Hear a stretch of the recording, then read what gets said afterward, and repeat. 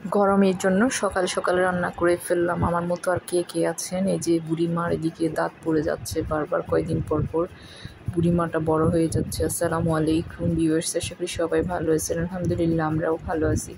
এটা ছিল গতকালকের যে রেডিসন থেকে আসার সময়। দেখুন সন্ধ্যাটা কত সুন্দর, কি সুন্দর লাগছে।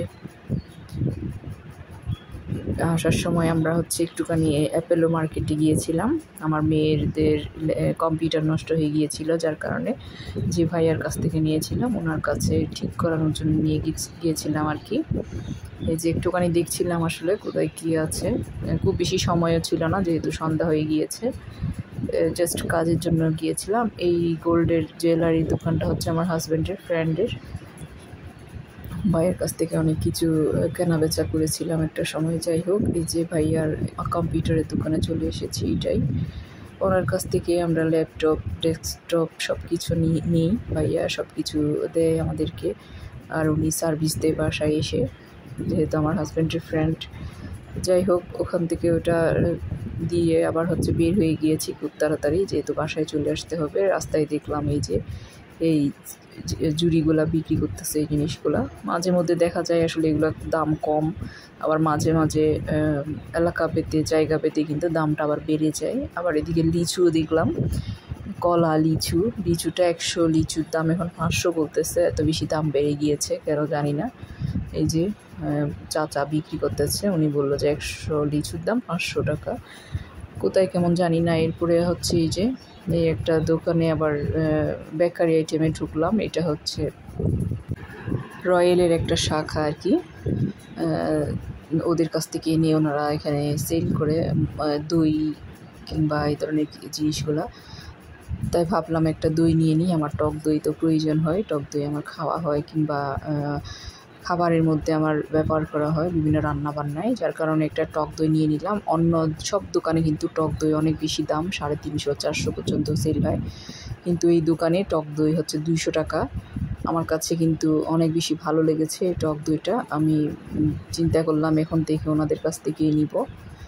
এদিকে এই যে বুড়িমা গাড়ির মধ্যে বসে বসে আইসক্রিম খাচ্ছে। আসার সময় ওর বড় বোন, আমার বড় মেয়ে আর কি, 2টা আইসক্রিম নিয়েছে ওরা 2 বোনের জন্য।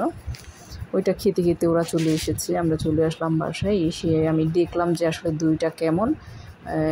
এখন তো সবখানে দেখলাম আমি দই দাম বেশি সব জায়গায়, কিন্তু পানি এত যে কোয়ালিটি ভালো তাও না। কিন্তু এই দোকানটা এটা তো ভালোই, দেখলাম যে দইটা খুবই ভালো, একদম পানিও নাই কোনো।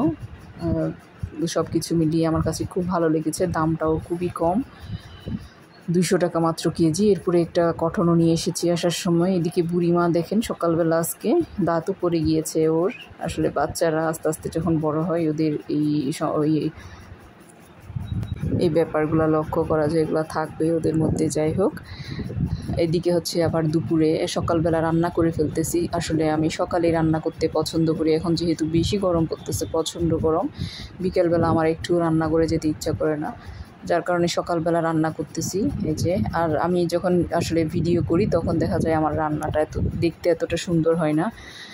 যখন আমার অফ ক্যামেরায় কাজ করি, আমার সব কিছু আমি আসলে খুব সুন্দর হয়, খুব ভালো করে করতে পারি। কেন জানি না, আসলে মনে হয় টেনশনটাই কাজ করে বেশি, যেহেতু ক্যামেরা অন অফ করতে হয়, ক্যামেরায় দেখাতে হয়। এই জিনিসটা আসলে অনেক বেশি টাফ, যারা করে ওরা বুঝেন। যাই হোক, আজকে আমি রান্নাগুলো করতেছি।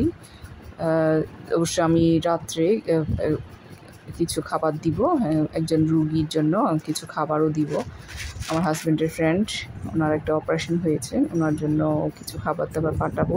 তাই কিছু জিনিস সকালবেলা রান্না করলাম, আর কিছু বিকেলবেলা রান্না করব ফ্রেশ। এই যে আমাদের আজকে রান্না হচ্ছে এই যে নারকেলি মাছ, অনেক বেশি মজার, আর এই যে রুই মাছ, আর আজকে চিকেন রান্না করেছি। আমার ছোটো মেয়ে তো ভীষণ পছন্দ, সে চিকেন পেলে তার আর কিছুই লাগে না।